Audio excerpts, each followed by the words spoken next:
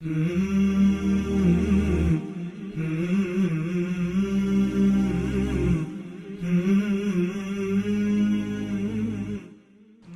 علیکم ورحمۃ اللہ وبرکاتہ۔ الحمد للہ رب العالمین والعاقبۃ للمتقین والصلاة والسلام علی رسولہ الامین وعلی آلہ وصحبہ اجمعین، اما بعد۔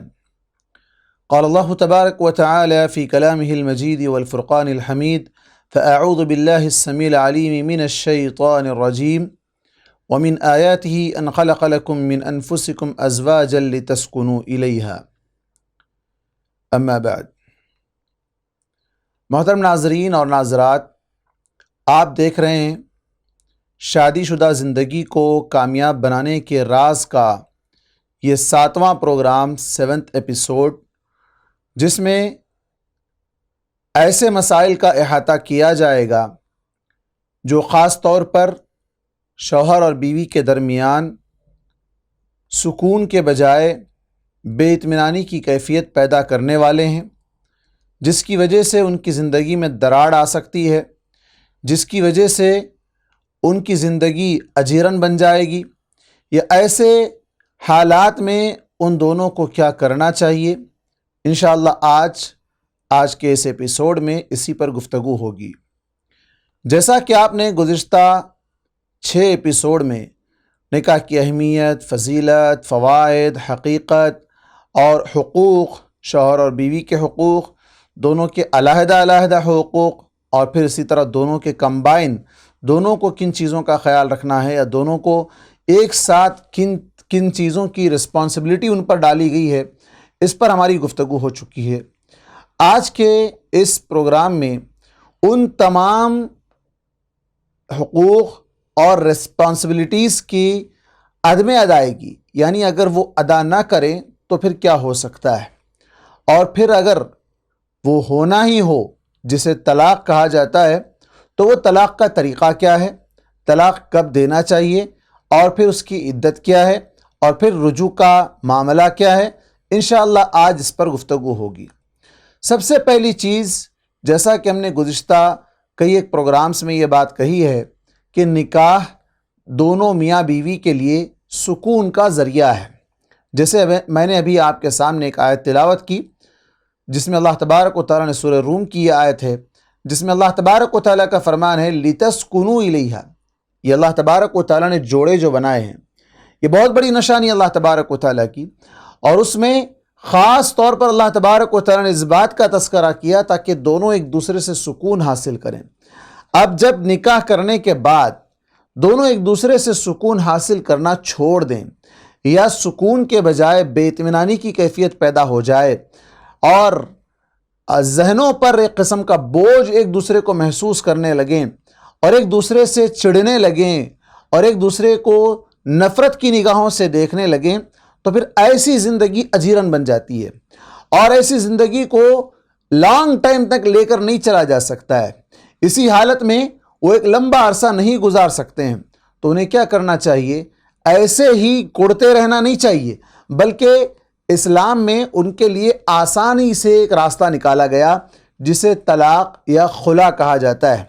یعنی جہاں شوہر تمام ہوش و حواس میں رہ کر اور تمام شرعی طریقوں کا خیال کرتے ہوئے سنت کے مطابق طلاق دے کر اپنی بیوی کو علیحدہ کر سکتا ہے، تاکہ دونوں ایک دوسرے کے لیے سکون کا باعث اپنے لیے ایک بہتر رشتہ تلاش کر لیں۔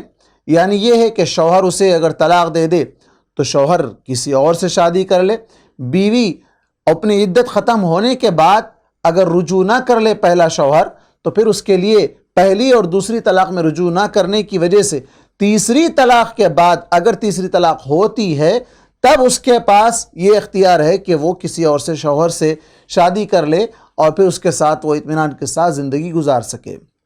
یہ مقصد ہے طلاق کا۔ لیکن بہت سے لوگوں نے اس معاملے میں بہت جلدی کر لیتے ہیں، بہت سے لوگ اس معاملے میں جلد بازی کر لیتے ہیں اور فوراً کے ساتھ ہی طلاق دے دیتے ہیں۔ حالانکہ طلاق کا یہ طریقہ نہیں ہے، اور نہ ہی اسلام میں اس قدر تیزی کے ساتھ یہ حکم صادر کرنے کی اجازت دی گئی ہے۔ ہرگز ایسی بات نہیں ہے، بلکہ اللہ تبارک و تعالیٰ نے اس کے مراتب بتائے ہیں۔ اللہ تبارک و تعالیٰ نے اس کے اسٹیپس بتلائے ہیں۔ سورہ نساء کے اندر اگر آپ دیکھیں گے تو اللہ تبارک و تعالیٰ نے کہا الرجال قوامون علی النساء، کہ مرد عورتوں پر حاکم ہیں، قوام ہیں، وہ ان کو چلانا، ان کا خرچ اٹھانا، ان کے اوپر ان کی تمام ذمہ داریوں کو لے کر چلنا، یہ مرد کے اوپر ذمہ داری ہے، اللہ تبارک و تعالیٰ نے عائد کر دیا ہے۔ پھر آگے اللہ تبارک و تعالیٰ نے کہا کہ اگر کوئی عورت جس کے بارے میں، یعنی بیویوں سے متعلق یہ حکم ہے کہ جس کے بارے میں تمہیں ڈر ہو کہ تم ان کی بے حیائی یا بدکاری کا تمہیں ڈر ہو، نشوز کا لفظ آتا ہے، نشوز کا معنی برائی، بے حیائی، تو ایسی صورت میں اسلام نے اس بات کا حکم دیا فَعِظُوهُنَّ، فرسٹ اسٹیپ، پہلا قدم جو آپ کو اٹھانا ہے وہ کیا ہے؟ نصیحت کرنا ہے۔ یہاں اللہ تبارک و تعالیٰ نے دیکھیں بے حیائی، بدکاری یا بدخلقی، بدمزاجی، بدزبانی، یعنی برے اخلاق، برا کیریکٹر اور اسی طرح بری زبان، یہ ساری چیزیں اگر ہوں تو ایسی صورت میں سب سے پہلا قدم کیا اٹھانے کے لیے کہا گیا؟ سب سے پہلے اسے نصیحت کرو۔ ان عورتوں کو سب سے پہلے فَعِظُوهُنَّ، نصیحت کرو پہلے نمبر پر، اٹھا کے پہلے طلاق نہیں دے دو بلکہ سب سے پہلے نصیحت کرو۔ پھر اس کے بعد نصیحت سے اگر بات مان جائے تو پھر آگے کسی اور چیز کی ضرورت نہیں پڑے گی۔ اگر نصیحت سے بات نہ مانے تب پھر اس کے بعد دوسرا اسٹیپ بتایا گیا۔ لیکن آپ دیکھیں گے کہ اللہ تبارک و تعالیٰ نے جس کے دل میں ایمان رکھا ہے، نصیحت اسے ضرور فائدہ پہنچائے گی۔ اللہ تبارک و تعالیٰ کا یہ وعدہ ہے فَذَكِّرْ فَإِنَّ الذِّكْرَىٰ تَنفَعُ الْمُؤْمِنِينَ، کہ نصیحت کیجئے، یقیناً نصیحت مومنوں کو فائدہ دیتی ہے۔ تو اس صورت میں آپ دیکھیں کہ یہ جو حالت ہے، مومن اگر وہ ہوگی، وہ عورت اگر ایمان والی ہوگی تو پہلے ہی قدم پر نصیحت کرنے پر مان جائے گی، اور جب مان جائے گی تو پھر اگلے مراحل کی ضرورت ہی نہیں پڑے گی، پھر دونوں ایک ساتھ خوشگوار زندگی گزار سکتے ہیں۔ پھر اس کے بعد دوسرا اسٹیپ اس وقت آتا ہے جب وہ نصیحت نہ مانے۔ نصیحت نہ ماننے کی صورت میں اسلام نے یہ کہا کہ وَاهْجُرُوهُنَّ فِي الْمَضَاجِعِ، ان کو بستروں سے الگ کر دو۔ بستروں سے الگ کر دو مطلب کیا ہے؟ کہ ان کا بستر الگ کر دو۔ ان کا بستر الگ کرنے کی کیا شکل ہو سکتی ہے؟ یعنی اپنی بیڈ پر انہیں نہ سلاؤ، یا ایک تو یہ شکل ہو سکتی ہے، یہ نہیں ہو سکا تو بیڈ پر ہی آپ چہرہ پلٹا کر سو جاؤ۔ کیوں؟ اس لیے کہ یہ بھی ایک حیادار عورت پر، ایک سنجیدہ عورت پر بہت تکلیف والی بات ہوتی ہے کہ شوہر اس سے منہ پھیر لے، شوہر اس کی طرف نہ دیکھے۔ یہ ایک حیادار اور سنجیدہ، بااخلاق، ایمان والی عورت، عفت و پاک دامنی والی عورت پر یہ بہت بڑی سزا ہے، یہ بہت بڑی سزا ہے۔ وہ اس سزا کو گوارا نہیں کرے گی، فوراً کیا کرے گی؟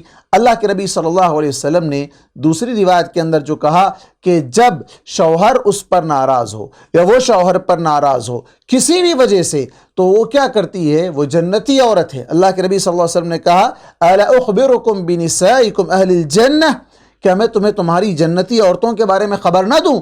جنتی عورت جب وہ غصہ ہو یا اس کا شوہر غصہ ہو تو وہ کیا کرتی ہے؟ اپنا ہاتھ شوہر کے ہاتھ میں رکھتی ہے اور یہ کہتی ہے کہ یہ میرا ہاتھ آپ کے ہاتھ میں ہے، میں اس وقت تک نہیں سوؤں گی، اس وقت تک آنکھوں میں سرما نہیں لگاؤں گی، یعنی اس وقت تک زیب و زینت اختیار نہیں کروں گی، سکون محسوس نہیں کروں گی، اطمینان حاصل نہیں کر سکوں گی جب تک کہ آپ راضی نہ ہو جائیں۔ شوہر کو راضی کر لے گی۔ کیوں؟ یہ جو سزا ہے بستر سے الگ کرنے کی، یہ بہت بھاری سزا ہے اس عورت کے لیے۔ ہاں، جس کے پاس حیا نہ ہو، جس کے پاس ایمان نہ ہو، جس کے پاس سنجیدہ مزاج نہ ہو، جو بہت تیز مزاج کی ہو، غصے والی ہو، اور اسے شوہر کی کوئی پرواہ نہ ہو، شوہر دیکھے نہ دیکھے، شوہر بات کرے نہ کرے، اسے کوئی فرق نہ پڑتا ہو، تو پھر ایسی عورت کے لیے یہ سزا کوئی سزا نہیں ہے، یہ سزا کوئی سزا نہیں ہے، بلکہ وہ خود منہ پھیر کر سو جائے گی۔ تو یہ طریقہ غلط ہے۔ یہ سزا ان عورتوں کے لیے ہے جو حیادار ہیں، عفت دار ہیں، پاک دامنی اختیار کرنے والی ہیں، سمجھدار ہیں، اور اپنے مستقبل، اپنے بچوں کی تربیت پر اسے بہت بڑا اثر انداز ہونے والی سزا سمجھ سکتی ہے، تو پھر وہ فوراً کیا کرے گی؟ شوہر کے ہاتھ میں ہاتھ دے کر کہے گی کہ نہیں، یہ سزا نہیں چاہیے، آپ بولی، ہم آپ کو راضی کرنے کے لیے تیار ہیں۔ اب آپ دیکھیں اس سلسلے میں اللہ کے نبی صلی اللہ علیہ وسلم نے، ایک عورت آپ صلی اللہ علیہ وسلم کے پاس آتی ہے، آ کر واپس جانے لگتی ہے، آپ اس سے پوچھتے ہیں کہ تم اپنے شوہر کے ساتھ کیسے رہتی ہو؟ وہ کہتی ہے کہ میں حتی الامکان اس کے ساتھ اچھا رہنے کی کوشش کرتی ہوں، اس کے تمام حقوق ادا کرتی ہوں، اس میں کسی بھی طرح کی کوئی کمی آنے نہیں دیتی ہوں، الا یہ کہ جب میں عاجز آ جاؤں۔ واپس جانے لگتی ہے تو آپ صلی اللہ علیہ وسلم اسے کہتے ہیں دیکھنا یہ تمہاری جنت ہے اور یہ تمہاری دوزخ ہے، شوہر تمہاری جنت ہے، یعنی اس کو تم راضی کر لو گے تو شوہر کے ذریعے سے تم جنت کے 8 دروازوں سے داخل ہو جاؤ گے۔ اللہ اکبر۔ یہاں ایک بہت بڑی بات میں بتا دوں کہ اللہ تبارک و تعالیٰ نے بیوی کے لیے جنت میں جانے کا راستہ بہت آسان کر دیا ہے۔ شوہر کو راضی کر لو، شوہر کی اطاعت کر لو، تمہارا رب راضی ہو جائے گا اور تمہیں جنت کے 8 دروازوں سے بلائے گا کہ جس دروازے سے تم داخل ہونا چاہو داخل ہو جاؤ۔ لیکن شوہر کے لیے یہ کہیں نہیں کہا گیا کہ تم بیوی کی اطاعت کر لو یا بیوی کی بات مان لو تو تمہارے لیے جنت ہے، نہیں۔ ہاں، بیوی کے ساتھ حسن سلوک کرنے کی تلقین کی گئی، بیوی کے ساتھ اچھے انداز سے پیش آنے، اس کے حقوق ادا کرنے کی تلقین کی گئی، لیکن وہاں بھی جنت کی ضمانت نہیں دی گئی، وہاں بھی جنت کی ضمانت نہیں دی گئی، جنت کی گارنٹی نہیں دی گئی جو گارنٹی بیوی کو دی گئی ہے۔ کیوں؟ اس لیے کہ بیوی پر شوہر کی اطاعت لازمی ہے، واجبی ہے، جب تک کہ وہ اللہ کی نافرمانی والا حکم نہ دے، ایسا کام کرنے کا حکم نہ دے جس میں اللہ کی نافرمانی ہوتی ہو۔ اگر اللہ کی نافرمانی والا حکم دے رہا ہے، غیر اللہ کے سامنے جھکنے کا حکم دے رہا ہے، سجدہ کرنے کا حکم دے رہا ہے، اپنے مرشدوں کے پاس جھکا رہا ہے، نہ جانے کہاں کہاں لے جا کر وہ شرک کے دلدل میں پھنسا رہا ہے، ایسی جگہ بیوی شوہر کی اطاعت نہیں کرے گی، ایسی جگہ بیوی شوہر کی اطاعت ہرگز نہیں کرے گی۔ لا طاعت لمخلوق فی معصیۃ الخالق، کسی بھی مخلوق کی اطاعت ان معاملات میں نہیں ہوگی جہاں اللہ کی نافرمانی ہو رہی ہو۔ تو لہٰذا یہاں اس بات کا خیال رکھنا چاہیے کہ شوہر کے مقابلے میں بیوی کو جنت کی جو ضمانت دی گئی ہے وہ شوہر کو راضی کرنے پر ہے، تو جلد از جلد اسے راضی کرنے کی کوشش کرنی چاہیے۔ دوسری بات، یہ جو سزا دی گئی ہے بستروں سے الگ کرنے کی، جیسے میں نے کہا کہ بستر سے الگ کرنا یہ بہت بھاری سزا ہے، اور چونکہ بیوی جب بستر پر ساتھ رہے گی تو سارے مسائل حل ہو جائیں گے۔ اگر منہ پھیر کر سو جائیں گے تو دوریاں بڑھتی جائیں گی، اختلافات بڑھتے جائیں گے، وہ ایک کمرے میں چلا جائے، یہ ایک کمرے میں چلی جائے، یا پھر دونوں جو نا دور ہو جائیں، وہ اپنے مائکے چلے جائے، ماں کے گھر چلے جائے، اور یہ جو ہے اس کو اپنے گھر میں رکھنا نہ چاہے، یعنی دونوں چھوٹے سے مسئلے پر گھروں سے الگ ہونے کی جو بات کرتے ہیں فی الفور نہیں کرنا چاہیے۔ یہ ایک سمجھدار مومن کی علامت نہیں ہے۔ جتنا جلد وہ غصے میں آئیں اتنا جلد انہیں فوراً اپنے غصے کو تھوک کر، اپنے غصے کو ختم کر کے، معاملے کو سنجیدگی سے لیتے ہوئے، سیریس لیتے ہوئے معاملے کے درمیان اس کو حل کرنے کی کوشش کرنی چاہیے۔ اور جب تک معاملہ کمرے کے اندر رہتا ہے اس کے حل ہونے کی امید زیادہ ہوتی ہے، جیسے ہی وہ کمرے سے باہر نکل جاتا ہے تو پھر وہ اتنا جلد حل نہیں ہو سکتا ہے، اس کے لیے کئی ایک مراحل یا کئی ایک مشکلات مزید بڑھ جاتی ہیں۔ تو جہاں تک ہو سکے انہیں چاہیے کہ بیڈ پر ہی اس کو حل کر لیں، اپنے کمرے میں بیٹھ کر ہی اسے حل کر لیں، اسی میں ان کی عزت بھی ہے، ان کا سکون بھی ہے، اور شیطان کو موقع نہیں ملے گا، جو شیطان کی سب سے بڑی کامیابی ہے دونوں کو توڑنے اور دونوں کو جدا کرنے۔ کیونکہ سب سے بڑی کامیابی شیطان کی کیا ہے؟ آپ جانتے ہیں کہ شیطان کا جو سب سے بڑا سردار ہے وہ سب کو بھیجتا ہے، جاؤ جا کر جو ہے دنیا کے اندر شر و فساد پھیلا کر آؤ۔ سب آتے ہیں، اپنی اپنی کہانی سناتے ہیں، آج میں نے یہاں یہ نقصان کر دیا، وہاں وہ نقصان کر دیا۔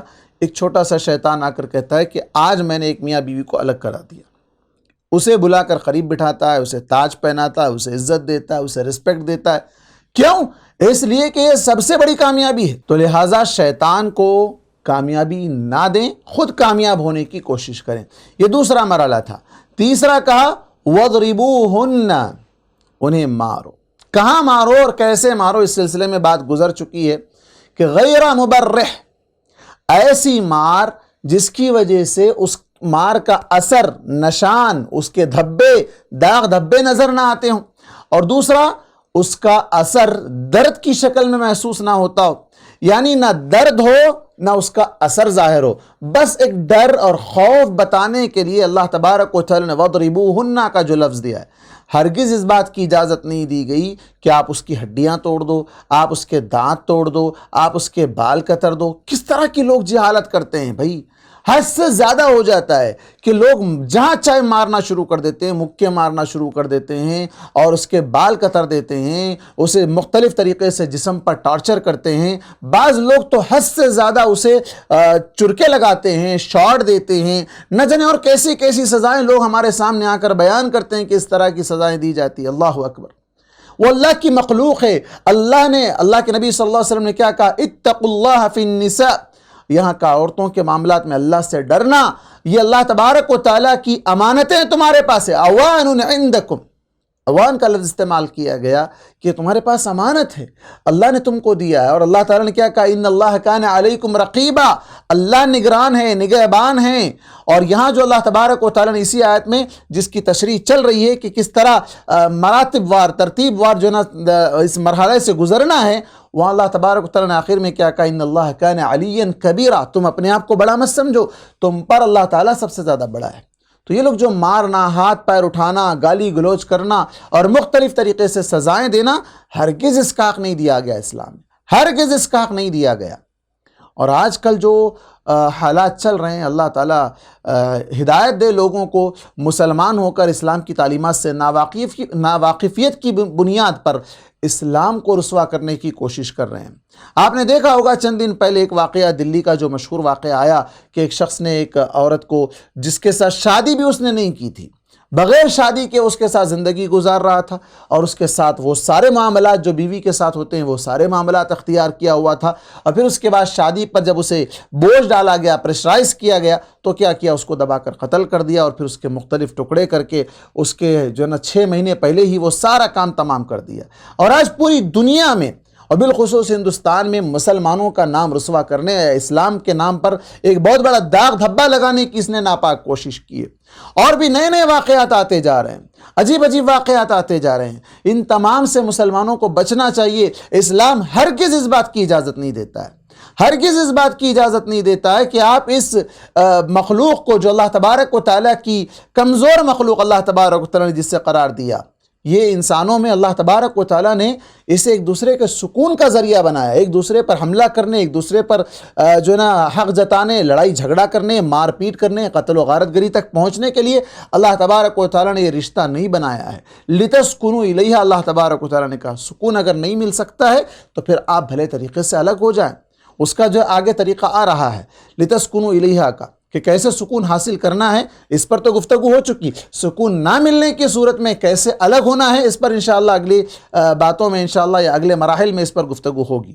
اس آیت میں 3 سزائیں بتائی گئی۔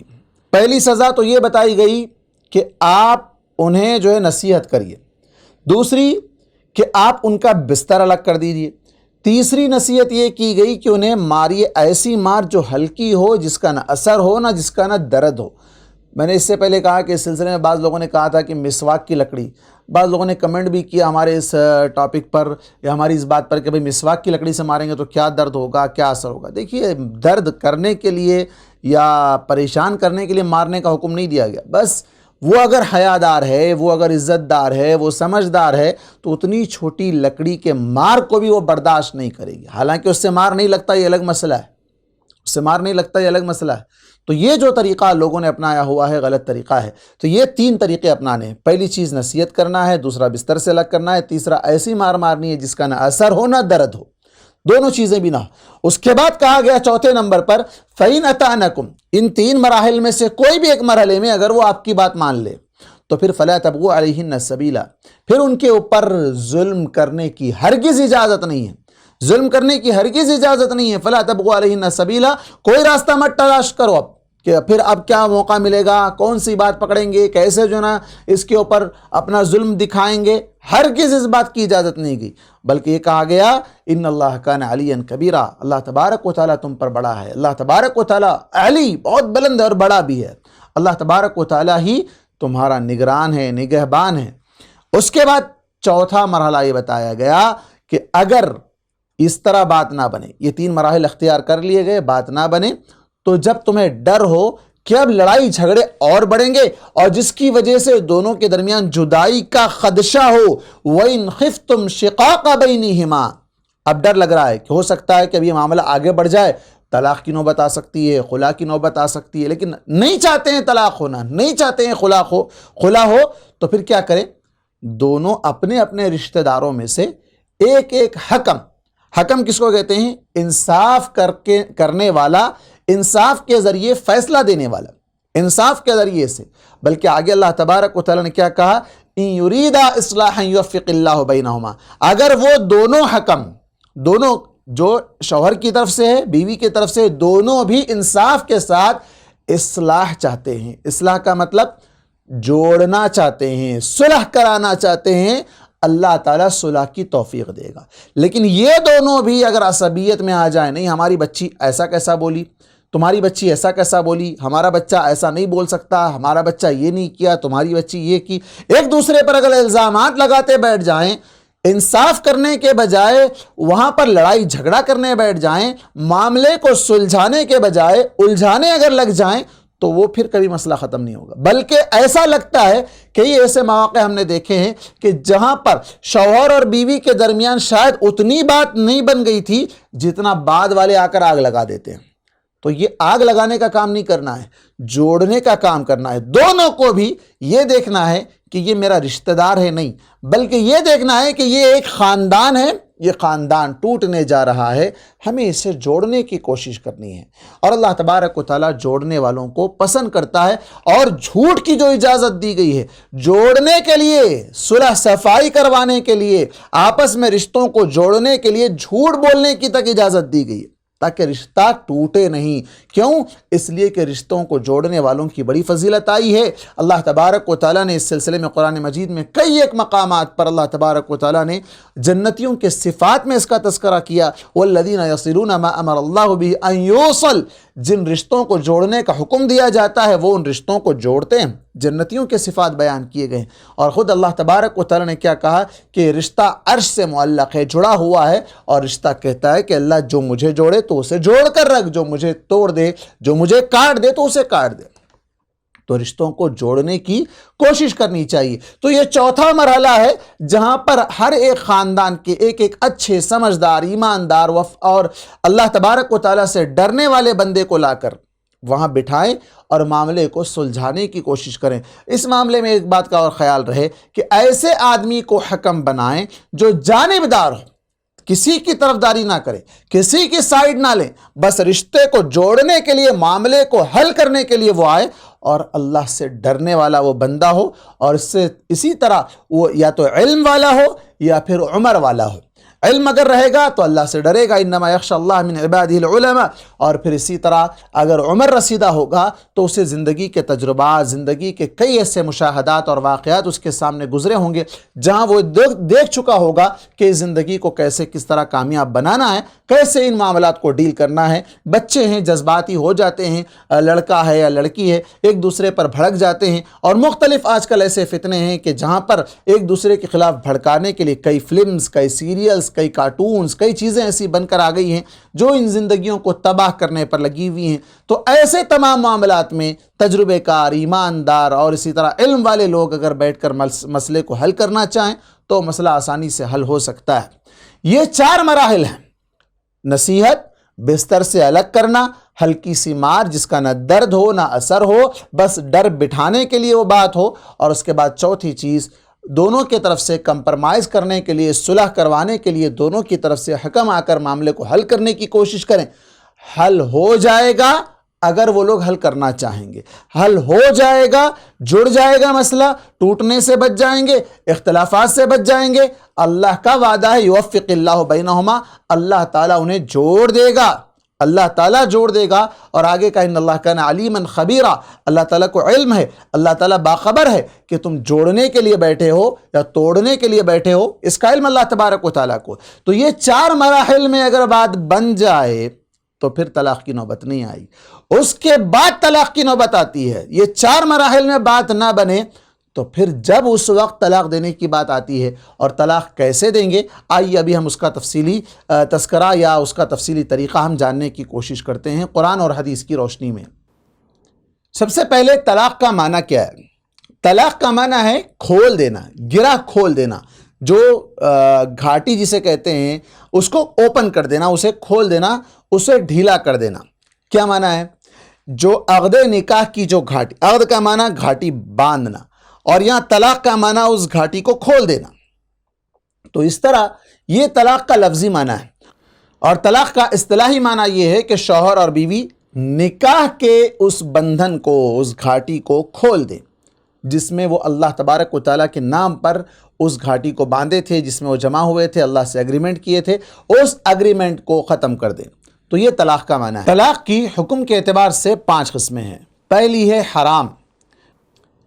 طلاق بدعی، وہ طلاق جو شرعی طریقے پر نہ دی گئی ہو، یعنی جس کا طریقہ شریعت میں بیان کیا گیا ہے اس طریقے پر وہ طلاق نہ دی گئی ہو، تو وہ طلاق بدعی ہے، جسے آپ طلاق حرام بھی کہہ سکتے ہیں۔ اسی کو ہم نے پہلا حکم کے اعتبار سے حرام، جو کہ غلط طریقہ ہے، وہ ایسی طلاق نہیں دینی چاہیے۔ یہ الگ مسئلہ ہے کہ وہ طلاق واقع ہوگی یا نہیں ہوگی، اس پر آگے بات آئے گی۔ اور اس کے بعد دوسرے نمبر پر ہے طلاق مکروہ، وہ حالت جب بغیر کسی مناسب ریزن کے طلاق دے دی جائے۔ کوئی ایسا ریزن نہیں ہے جس کی وجہ سے آپ طلاق دے رہے ہیں، بغیر کسی مناسب ریزن کے، بغیر کسی مناسب سبب کے طلاق دے دینا یہ جائز نہیں ہے، مکروہ ہے۔ یہ کیا ہے؟ مکروہ طلاق ہے۔ واجبی طور پر، یعنی طلاق دینا جب واجب ہو جاتا ہے، کب؟ جب یہ دونوں خاندان والے بیٹھ کر مسئلے کو حل کرنے کی کوشش کرتے ہیں، جب مسئلہ حل نہیں ہو پاتا ہے اور وہ دونوں یہ سمجھتے ہیں کہ نہیں، ان دونوں کو علیحدہ ہونا، الگ الگ ہونے میں ہی ان دونوں کی خیر ہے، ان دونوں کے لیے سکون ہے، تب ایسی صورت میں اس طلاق کو واجبی طور پر، یعنی حکم کے اعتبار سے ویسی طلاق واجب ہے، یعنی اس وقت انہیں طلاق دینا ضروری ہی ہے۔ اور چوتھی طلاق مستحب، یعنی جب عورت پاک دامن نہ ہو اور اسی طرح نمازوں کی پابندی نہ کرنے والی ہو، یا ایسے اعمال جو اس پر لازم نہیں کیے جا سکتے ہیں، یعنی ایسے حالات بن جائیں، تب ایسی صورت میں اسے طلاق دینا بہتر لگ رہا ہو تو طلاق دے سکتا ہے انسان۔ اور اسی طرح 5ویں ہیں طلاق جائز، جب مرد کو وہ عورت ناپسند ہو، اس کے اخلاق کی وجہ سے، اس کی زبان کی وجہ سے، اس کے کسی بھی حرکت کی وجہ سے وہ اسے پسند نہ آتی ہو، تو وہ اسے طلاق دے سکتا ہے۔ یہ 5 حکم ہیں طلاق کے اعتبار سے۔ حکم کے اعتبار سے اگر دیکھیں گے تو یہ 5 ہے: حرام، واجب، مکروہ، مستحب اور جائز۔ لیکن اس کے بعد طلاق سنی اور طلاق بدعی کسے کہا جاتا ہے، آئیے آج ہم اسے تفصیل سے جاننے کی کوشش کریں گے، چونکہ آپ یہ الفاظ بہت زیادہ سنتے ہوں گے کہ طلاق بدعی دے دی گئی، طلاق سنی دی گئی، تو اس پر بھی انشاءاللہ ابھی ہم گفتگو کرنے جا رہے ہیں۔ اسی طرح طلاق کی اور 2 قسمیں، جسے طلاق سنی اور طلاق بدعی کہا جاتا ہے، یعنی جو شرعی طریقے سے طلاق دی جائے اسے طلاق سنی، اور جو غیر شرعی طریقے سے طلاق دی جائے اسے طلاق بدعی۔ یہ بہت شارٹ میں نے آپ کے سامنے بیان کیا ہے۔ آئیے اس کی تفصیل کیا ہے۔ طلاق سنی وہ طلاق ہے جس میں ان تمام شرائط کا جو ابھی میں بیان کرنے جا رہا ہوں، وہ شرائط پائے جائیں، وہ کنڈیشنز پائے جائیں، اور ایسی کنڈیشن میں اگر وہ طلاق دی جائے تو وہ شرعی طلاق ہے، یعنی جائز ہے، اور وہ طلاق اللہ تبارک و تعالیٰ نے جس کا طریقہ بیان کیا ہے وہ طلاق ہے۔ طلاق سنی وہ طلاق ہے جو حالت حیض میں یا حالت نفاس میں نہ دی گئی ہو، جو پیریڈ کا لمحہ ہوتا ہے خواتین کا، اس میں اس طلاق کو نہ دیا گیا ہو۔ کیوں؟ اس سلسلے میں حضرت ابن عمر رضی اللہ عنہ کی جو حدیث آتی ہے، صحیح مسلم کی حدیث نمبر 1471، جس کے اندر حضرت ابن عمر رضی اللہ عنہ کو حکم دیا گیا تھا کہ وہ اپنی عورت سے رجوع کر لے۔ انہوں نے حالت حیض میں طلاق دے دی تھی، تو اللہ کے نبی صلی اللہ علیہ وسلم نے انہیں رجوع کرنے کا حکم دیا، رجوع کر لیں۔ پھر اس کے بعد حالت طہر میں جب حیض سے پاک ہو جائیں، اور پاک ہونے کے بعد پھر دونوں میاں بیوی آپس میں نہ ملے ہوں، جماع نہ کیے ہوں، تو ایسی صورت میں اس وقت طلاق دیں، تو یہ طلاق سنی ہے۔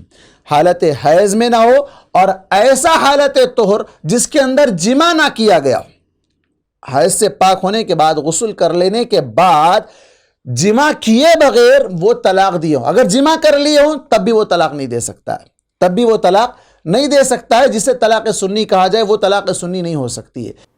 حالت نفاس کیا ہے؟ جب بچے کی ولادت کے بعد خواتین کو جو خون آتا ہے، جس کی لمٹ جو ہے بعض کے پاس 40 دن ہے، بعض اس سے کم میں بھی خون ختم ہو جائے، الگ الگ مسائل ہیں ہر ایک کے، لیکن اس دوران بھی وہ طلاق نہیں دے سکتا ہے، نہ حالت نفاس میں نہ حالت حیض میں۔ البتہ حیض سے پاک ہونے کے بعد حالت طہر میں جماع کیے بغیر اگر طلاق دے تو یہ طلاق سنی ہے۔ اگر جماع کرنے کے بعد اگر وہ طلاق دے رہا ہے تو یہ طلاق بدعی ہے، یہ غیر مسنون طریقہ ہے طلاق کا، جو حضرت ابن عمر رضی اللہ عنہ کو اللہ کے نبی صلی اللہ علیہ وسلم نے سکھایا ہے کہ آپ انہیں رجوع کر لیں، پھر اس کے بعد حالت طہر میں انہیں طلاق دے سکتے ہیں۔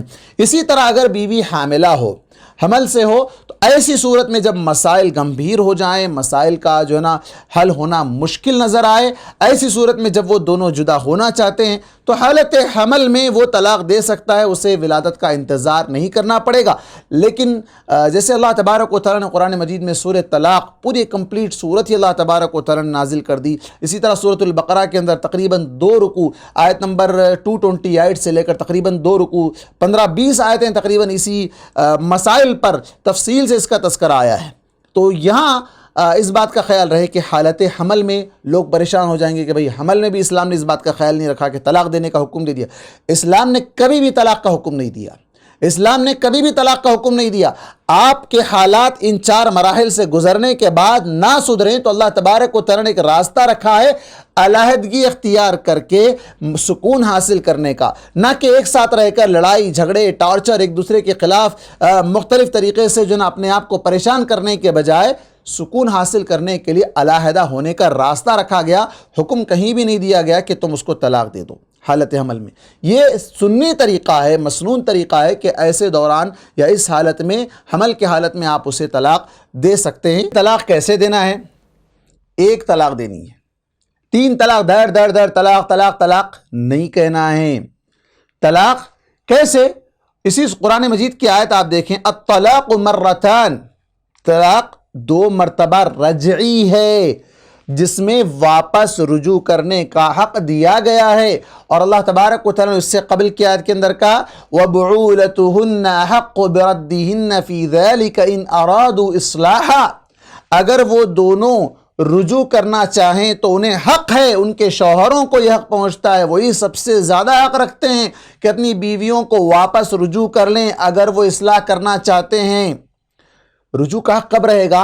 جب پہلی طلاق دیں گے، پھر اس کے بعد دوسری طلاق کے بعد بھی رجوع کا حق رہے گا، تیسری طلاق کے بعد رجوع کا حق نہیں رہے گا، رجوع کا حق ختم ہو جائے گا، پھر وہ پوری طرح طلاق بتہ، طلاق قطعی طور پر وہ طلاق ہو جائے گی، واقع ہو جائے گی، پھر وہاں رجوع کا آپشن نہیں رہے گا۔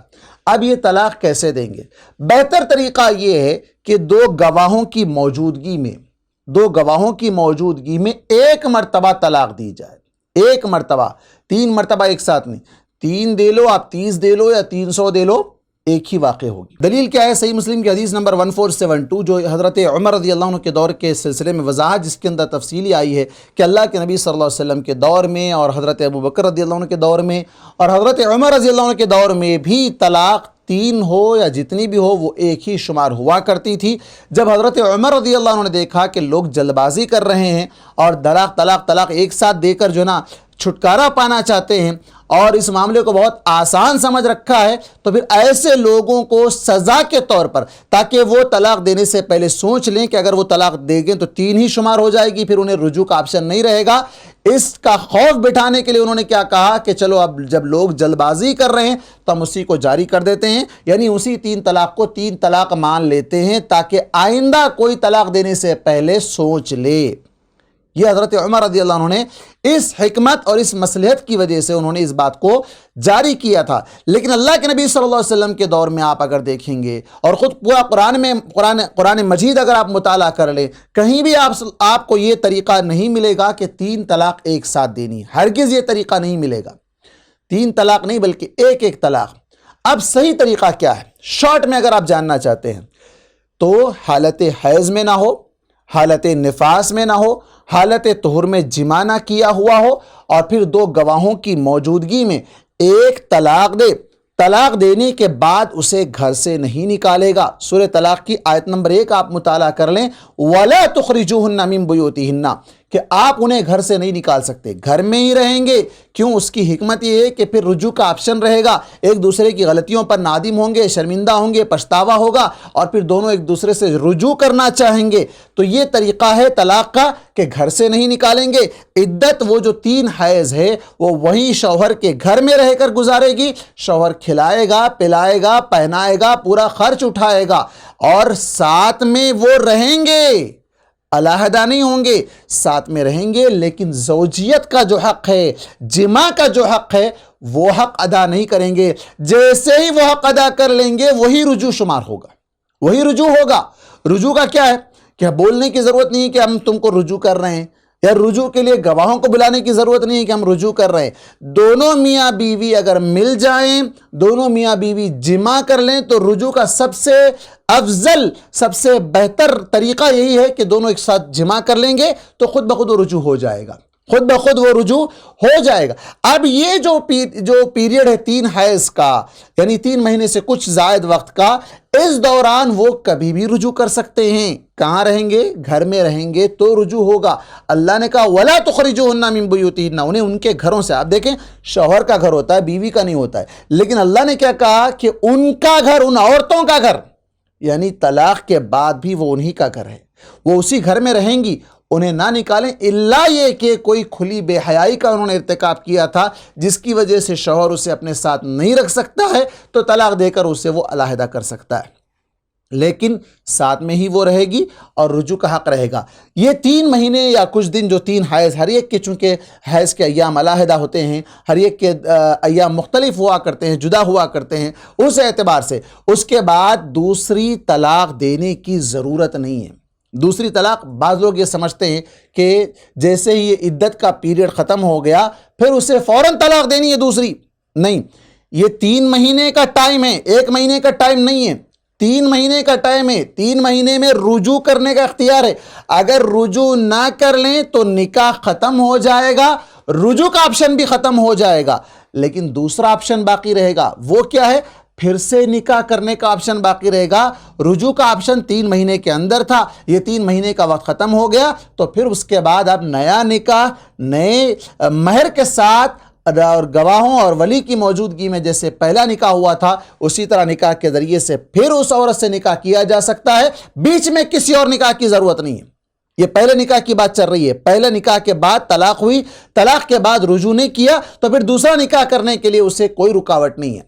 رجوع نہ کرنے کی وجہ سے وہ ڈائریکٹ مہلت ختم ہونے کے بعد، 3 مہینے کا پیریڈ ختم ہونے کے بعد وہ نکاح کر سکتا ہے، کسی اور شخص سے نکاح کر کے پھر وہ طلاق دے تب نکاح کرے نہیں، بلکہ ڈائریکٹ وہ نکاح کر سکتا ہے ان 3 مہینوں کے اندر۔ اور پھر اس کے بعد زندگی چلتی رہی، پھر زندگی میں کبھی ایک مرتبہ ایسا ہوا کہ پھر طلاق دینے کی نوبت آ گئی، تب وہ دوسری طلاق دے گا۔ بعض لوگ کیا کر لیتے ہیں کہ ہر مہینے میں ایک طلاق دینا سمجھ لیتے ہیں، پہلے میں اب طلاق دے دیا، پھر 1 مہینے کے بعد دوسری طلاق بھیج دو، تیسرا مہینے میں تیسری طلاق بھیج دو۔ یہ طریقہ نہیں ہے۔ پہلے طلاق دینے کے بعد 3 مہینے عدت گزارے گی، وہ بھی شوہر کے گھر میں رہ کر گزارے گی، بات بن گئی ٹھیک ہے، نہیں بنی رجوع نہ ہوا، تب 3 مہینے کے بعد رجوع کیے بغیر وہ علیحدہ ہو گئے، علیحدہ ہو جائیں گے۔ لیکن 3 مہینے کے بعد کئی لمحہ گزر گیا، دونوں نے کہیں کسی سے شادی نہیں کی، اس عورت نے بھی شادی نہیں کی، پھر وہ چاہتے ہیں کہ مل جائیں تو نیا نکاح کر کے مل سکتے ہیں، پھر وہ ایک ساتھ رہ سکتے ہیں۔ پھر زندگی میں کبھی ایسا موقع آیا کہ دوسری طلاق دینے کی بات آ گئی تو دوسری طلاق دے دیا، پھر سیم پہلی طلاق کی طرح وہ ساتھ میں رہے گی، گھر میں رہے گی، گھر میں پورا خرچ شوہر اٹھائے گا، ذمہ داری اٹھائے گا، سب کچھ ہوگا، لیکن جب تک وہ جمع نہ کر لیں، جب تک وہ رجوع نہ کر لیں، وہ طلاق ہی رہے گی، وہ عدت کے درمیان رہے گی۔ اور پھر 3 مہینے کا ٹائم گزرنے کے درمیان اگر انہوں نے رجوع نہیں کیا ہے تو پھر وہ دونوں علیحدہ ہو جائیں گے، اور اس وقت تیسری طلاق دینے کی ضرورت نہیں ہے۔ اب تیسری طلاق بھی دینے کی ضرورت نہیں ہے، علیحدہ ہو گئے، لیکن بعد میں پھر اگر ملنا چاہیں تو رجوع کا آپشن نہیں ہے، تو پھر کیا رہے گا؟ تیسرا آپشن کیا رہے گا کہ وہ نکاح کر سکتے ہیں، تیسرا نکاح ہوگا ان دونوں کے درمیان اور وہ نکاح کریں گے۔ اور پھر اس کے بعد اگر پھر زندگی میں کبھی ایسی نوبت آ گئی کہ تیسری طلاق دینے کی بات آ گئی، تیسری طلاق دینے کے بعد وہ عورت گھر سے نکل جائے گی، شوہر کے گھر میں نہیں رہے گی، شوہر اس کا خرچ نہیں اٹھائے گا، الا یہ کہ وہ اگر حاملہ ہے تو اس کے حمل کا خرچ اٹھائے گا، بچے کے لیے اس کے علاج، دوا، غذا، اور وہ تمام خرچ، اس کا جو بھی خرچ آئے گا وہ ہر مہینہ حساب کر کے اس کا خرچ دے گا، اور بچے کی ولادت کے بعد سے لے کر بچے کے دودھ پلانے تک 2 سال کا جو لمحہ ہے اس تمام لمحے میں وہ بچے کے دودھ پلانے کا خرچہ بھی اٹھائے گا، اپنی حیثیت کے مطابق جتنا وہ کماتا ہے اس اعتبار سے اسے وہ دے گا، ایسا نہیں کہ مختصر دے، نہیں، جتنا اس کا حق ہے اتنا وہ پورا حق ادا کرے گا۔ تو یہ ایک طریقہ تھا۔ تیسری طلاق کے بعد وہ علیحدہ ہو گئے، علیحدہ ہونے کے بعد اب نہ رجوع کا آپشن ہے نہ نکاح کا آپشن ہے، یا نکاح کا آپشن یہاں ختم ہوگا۔ تیسری طلاق کے بعد نکاح کا آپشن نہیں رہے گا۔ پہلی طلاق کے بعد 3 مہینے کے اندر رجوع کا آپشن بھی تھا، اگر رجوع نہ کر لیے 3 مہینے کے بعد نکاح کا آپشن تھا۔ دوسری طلاق میں 3 مہینے کے اندر رجوع کا آپشن تھا، رجوع نہیں کر لیے 3 مہینے کے بعد نکاح کا آپشن تھا، لیکن تیسری طلاق میں یہ دونوں آپشن ختم ہو جائیں گے، نہ رجوع کر سکے گا نہ ہی نکاح کر سکے گا، الا یہ کہ کوئی دوسرا شخص زندگی بھر ساتھ گزارنے کی نیت سے نکاح کرے. اللہ تبارک و تعالیٰ نے کیا کہا؟ فلا تحل له من بعد حتى تنكح زوجا غیرہ. یہاں اللہ تبارک و تعالیٰ نے جو لفظ استعمال کیا تنکیح، نکاح کرے. نکاح کی تعریف، نکاح کے مقاصد، نکاح کے تمام چیزیں آپ جان چکے ہیں. نکاح کرے وہ دوسرا شخص زوج، شوہر بن کر، سانڈ بن کر حلالہ نہ کرے. لعن اللہ المحلل والمحلل لہ. اللہ کے نبی صلی اللہ علیہ وسلم نے لعنت بھیجی ہے کہ اللہ کی لعنت ہو حلالہ کرنے والے اور حلالہ کروانے والے دونوں پر.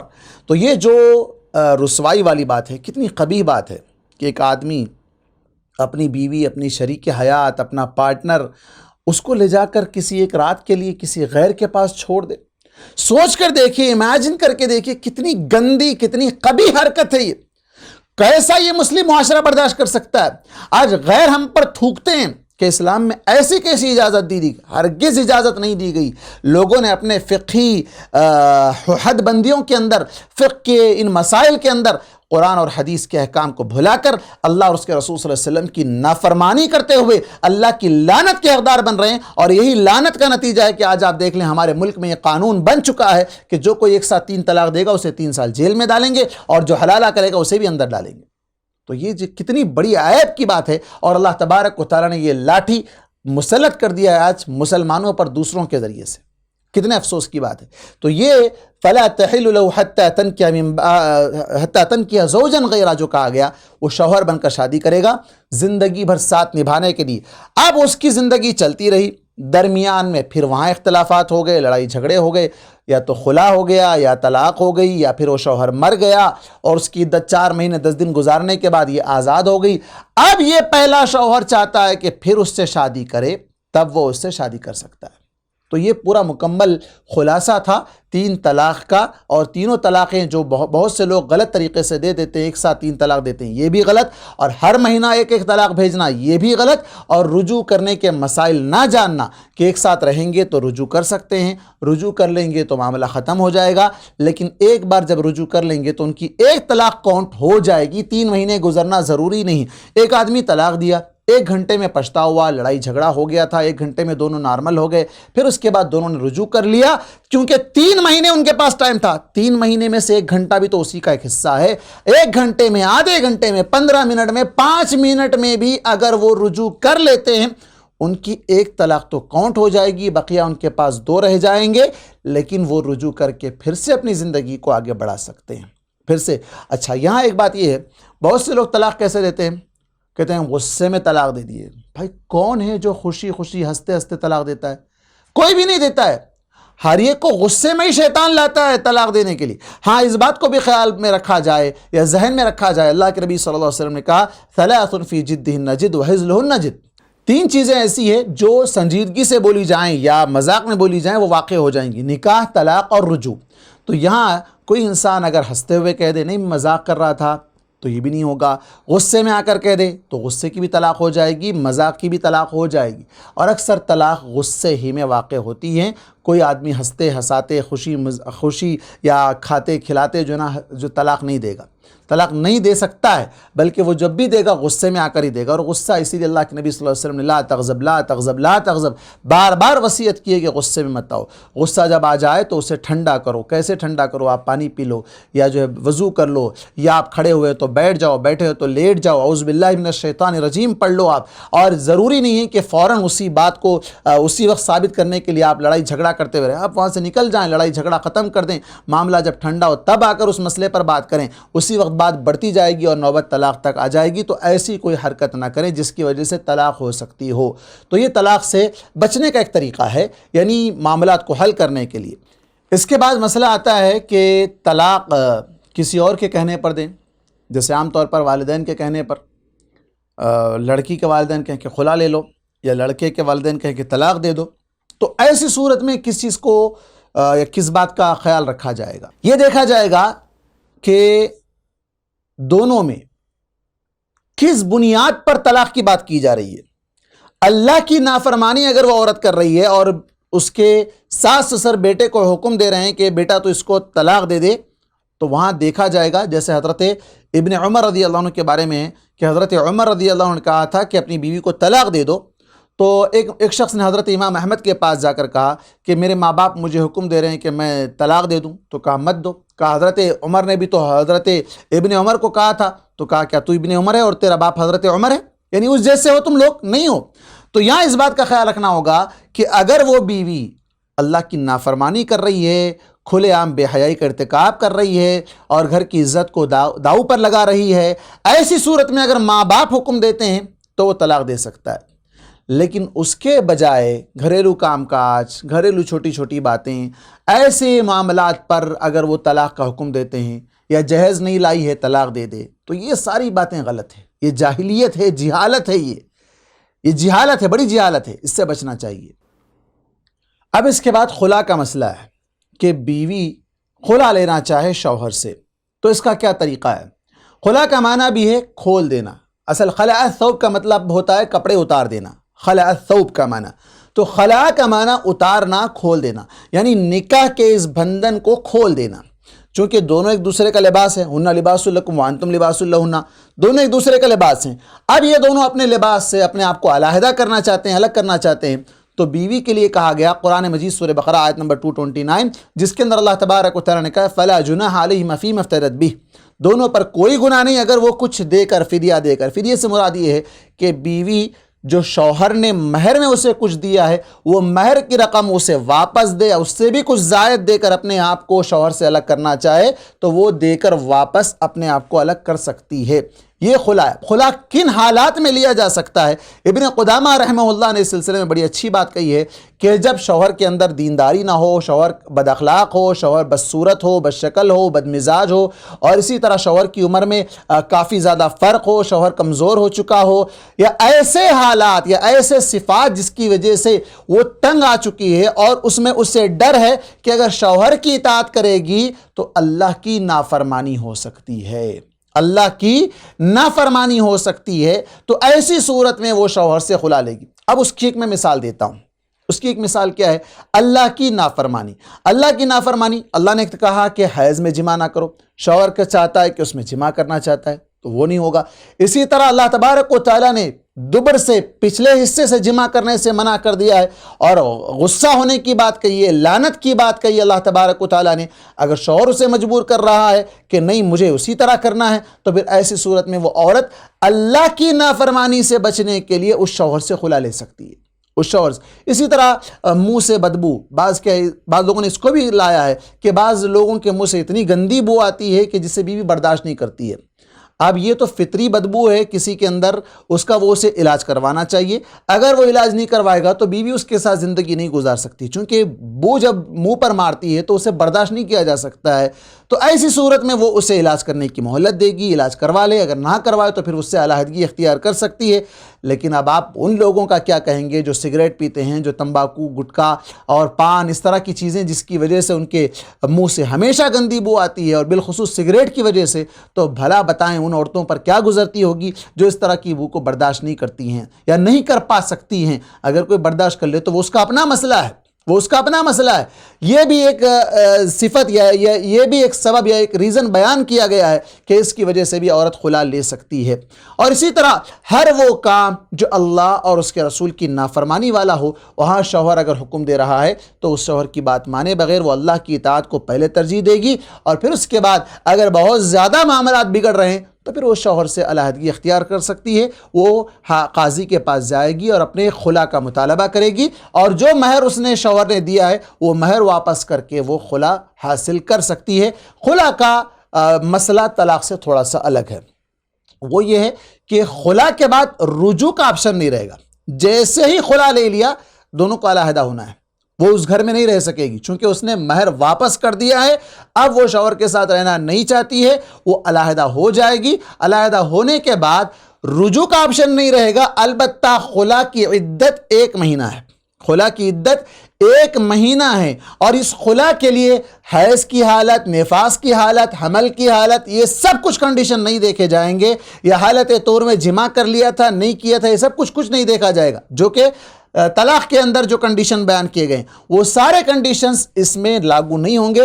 عورت خود جائے، اگر وہ خلا کا مطالبہ کرتی ہے تو وہ خلا کا مطالبہ کر کے وہ حاصل کر سکتی ہے، اور فی الفور وہ علیحدہ ہو جائیں گے۔ البتہ یہاں ایک حالت یہ رہے گی کہ 1 مہینے کی عدت گزرنے کے بعد رجوع تو نہیں کر سکتے، لیکن اگر وہ شوہر اسے راضی کر لے، شوہر اگر وہ اس بیوی کو منا لے اور اس کے ساتھ اپنے ساتھ زندگی گزارنے کے لیے اسے آمادہ کر لے، تو پھر وہ نیا نکاح کر سکتے ہیں، بیچ میں کسی اور کے نکاح کی بھی ضرورت نہیں ہے، جس طرح 3 طلاق کے بعد نکاح کی ضرورت پڑتی ہے حلالہ کی نہیں، تو بالکل اسی طرح یہاں پر نکاح کی ضرورت نہیں ہے۔ ڈائریکٹ وہ جس طرح پہلی طلاق کے بعد عدت کے دوران رجوع نہ کرنے پر انہیں پھر 3 مہینے گزرنے کے بعد نکاح کا آپشن تھا، اسی طرح یہاں 1 مہینے کی عدت، خلا کے اندر 1 مہینے کی عدت ختم ہونے کے بعد وہ آپس میں نیا نکاح کر سکتے ہیں، پھر سے مہر دے گا، پھر سے گواہ ہوں گے، پھر سے ولی ہوگا، سب کچھ ہوگا۔ یہ مختصر سا طریقہ میں نے آپ کے سامنے طلاق اور خلا کا بیان کیا ہے، چونکہ یہ بہت بڑی گمبھیر مشکل ہے، یا ایک بہت بڑا مسئلہ ہے امت میں جو چلتا ہوا آ رہا ہے کئی برسوں سے، کہ 3 طلاق 3 ہوں گے یا 1 ہوں گے۔ میں نے خلاصے کے طور پر آپ کے سامنے بیان کر دیا ہے، اور دلائل بھی میں نے آپ کے سامنے رکھ دیے ہیں کہ وہ 3 طلاق ایک ہی طلاق شمار ہوگی، اور 3 سے زائد بھی دے لو، جتنے بھی دے لو، وہ طلاق ایک ہی شمار ہوگی۔ البتہ ایک مسئلہ جو رہ گیا کہ طلاق بدعی، یعنی حالت حیض میں اگر طلاق دے دی تھی، یا حالت نفاس میں اگر طلاق دے دی تھی، یا حالت طور میں جماع کے بعد اگر طلاق دے دی تھی، وہ طلاق واقع ہو جائے گی۔ کیوں؟ اس لیے کہ حضرت ابن عمر رضی اللہ عنہ کو جو آپ صلی اللہ علیہ وسلم نے حکم دیا تھا کہ فَلْيُرَاجِعْهَا، تو رجوع کر لے، تو رجوع کب ہوگا؟ جب طلاق واقع ہو جائے گی تبھی رجوع ہوگا، تو طلاق واقع ہو جائے گی طلاق بدعی بھی اگر اس نے دی ہو۔ بعض لوگ کیا کہتے ہیں کہ بھائی زبان سے ہم نے نہیں دی، دل میں نیت کر لی تھی، تو دلوں کی نیت کا ہی اعتبار اللہ کے پاس ہوگا۔ جیسے بعض لوگ کیا کہتے ہیں، تو گھر سے نکل جا، تو اماں کے گھر چلے جا، تو بابا کے گھر چلے جا، تو فلاں پاس چلے جا، میں تیری صورت نہیں دیکھنا چاہتا۔ ایسے الفاظ کا مقصد اگر طلاق دینا ہو، دل میں نیت طلاق کی ہے، الفاظ بدل رہے ہیں تو بھی طلاق ہوگی، نیت کا اعتبار ہوگا۔ انما الاعمال بالنیات، عمل کا دار و مدار نیتوں پر ہی ہے۔ اللہ تعالیٰ ان اللہ کان علیما خبیرا، اللہ تعالیٰ علم رکھنے والا، اللہ جاننے والا ہے۔ لیکن اگر آپ بعد میں دھوکہ دے کر کے نہیں، میں تو طلاق بس زبان سے نہیں ادا کیا تھا، دل میں نیت کر لیا تھا، تو وہ طلاق تو واقع ہو گئی تھی، لیکن اس کے بعد تم بغیر اس کے جو زندگی گزار رہے ہو تو وہ ناجائز طریقے سے زندگی گزار رہے تھے، تو اس سے بچنا چاہیے۔ آخری بات، یہ طلاق کی نوبت آتی کیوں ہے؟ طلاق کی نوبت آنے کے کئی ایک وجوہات ہیں۔ سب سے اہم وجہ ایک دوسرے کے اوپر اعتماد ختم ہو جائے، ایک دوسرے کی زندگی میں بھروسہ ہونا چاہیے۔ اگر بھروسہ نہ ہو، اختلافات بڑھ جائیں، تو پھر کیا ہوگا؟ اعتماد ختم ہو جائے گا۔ اعتماد ختم ہو جانے کے بعد، اعتماد کیسے ختم ہوتا ہے؟ ایک دوسرے پر ڈاؤٹ، ایک دوسرے پر شک، ٹرانسپیرنٹ زندگی نہ ہو۔ آج فون کا دور ہے، فون کا لاک آپ کر دیے، شوہر کو شک آئے گا، بیوی نے کیوں لاک کر لیا ہے؟ ہاں، اس کی اپنی پرائیویسی اپنی جگہ ہے، بچے فون نہ لیں، کوئی اور نہ لیں، الگ بات ہے، لیکن شوہر کو تو اس کا پاسورڈ معلوم ہونا چاہیے۔ اسی طرح بیوی کے مقابلے میں شوہر بھی اپنے فون پر لاک ڈال کر رکھا ہے، ٹھیک ہے، دوسروں کے لیے صحیح ہے، لیکن بیوی کے لیے تو وہ ٹرانسپیرنٹ ہونا چاہیے، چاہے بیوی، لیکن دونوں ایک دوسرے پر شک کرتے ہوئے بار بار اسے چیک کرنے کی ضرورت نہیں ہے، دیکھنے کی ضرورت نہیں ہے۔ کیوں؟ اعتماد ہونا چاہیے اتنا ایک دوسرے پر، تبھی تو زندگی کی گاڑی آگے چلے گی۔ اگر اعتماد نہیں ہوگا، ایک مرتبہ اگر زندگی میں شک آ جائے تو سکون ختم ہو جائے گا، سکون ختم ہو جائے گا۔ تو شک کو آنے نہ دیں، ڈاؤٹ کو آنے نہ دیں، ایک طریقے سے دونوں ایک جان، ایک دوسرے کا لباس جو کہا گیا، اس طرح ٹرانسپیرنٹ زندگی گزارنے کی کوشش کریں۔ اسی طرح طلاق کی نوبت آتی ہے بے جا مردانگی کا اظہار، میں فلاں ہوں، میری طاقت یہ ہے، میں وہ ہوں، یہ ہوں، نہیں۔ ان اللہ کان علیٰ کبیرا، اللہ تعالیٰ بہت بڑا ہے، بلند اللہ تبارک و تعالیٰ، اللہ سے ڈرو۔ ان اللہ کان علیکم رقیبا، اللہ تعالیٰ نگران ہے، نگہبان ہے اللہ تبارک و تعالیٰ، تو اس سے ڈرو۔ اور دوسری جگہ بے جا شدید تنقید، ملامت، گالی گلوچ، لڑائی جھگڑے، ان تمام چیزوں سے بھی بچنا چاہیے۔ اور اسی طرح عورت کو بھی چاہیے کہ وہ شوہر کو ابھارے نہیں، ٹھیک ہے تم مرد ہو تو طلاق دے کر بتاؤ، نہیں، یہ شیطان اس کی زبان سے نکالتا ہے، اور وہاں شوہر کو چاہیے کنٹرول کرنا چاہیے اس کے کہنے پر کہ یہ مجھے للکار رہی ہے، میری مردانگی کو للکار رہی ہے، چلو میں طلاق دے ہی دیتا ہوں، نہیں، وہ غصے میں بول رہی ہے، شیطان اس کی زبان سے کہلوا رہا ہے، اسے اس وقت احتیاط کرنا چاہیے، اور اس وقت سمجھانے کے بجائے اس کو چھوڑ دینا چاہیے، معاملہ جب ٹھنڈا ہو تب اسے سمجھا بجھا کر مسئلے کو حل کرنا چاہیے۔ اور اسی طرح فضول خرچی، زبان درازی، بیوی اگر زبان دراز ہو تو بھی شوہر برداشت نہیں کر پائے گا، اسے علیحدہ کرنا چاہے گا، طلاق کی نوبت آ جائے گی، تو وہ تمام چیزیں جس کی وجہ سے پھوٹ پڑ سکتی ہے، جس کی وجہ سے ایک دوسرے کی زندگی اجیرن بن سکتی ہے، ان تمام چیزوں سے بچتے ہوئے اپنی زندگی کو کامیاب بنانے کی کوشش کرنی چاہیے۔ شوہر اور بیوی کے حقوق بتائے گئے ہیں، ایک دوسرے کی ذمہ داریاں بیان کی گئی ہیں۔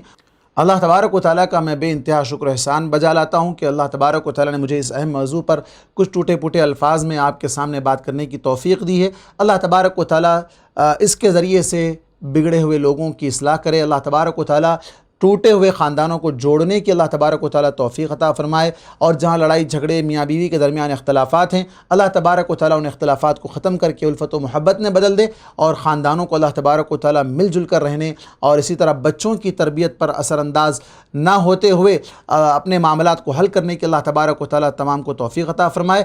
اللہ تبارک و تعالیٰ ان منتظمین کو جو The Way of Salafia channel والے ہیں جنہوں نے اس کا انعقاد کیا ہے، اللہ تبارک و تعالیٰ انہیں بھی جزائے خیر دے۔ جناب ڈاکٹر عبدالقدیر بھائی جو ہمارے ہیں، اللہ تبارک و تعالیٰ انہیں بہترین بدلہ عطا فرمائے، جو ہر مہینہ بہترین موضوعات کا سلیکشن کرتے ہوئے جید علماء اکرام کا انتخاب کرتے ہوئے آپ کے سامنے مختلف دروس پیش کر کے آپ لوگوں کی اصلاح چاہتے ہیں۔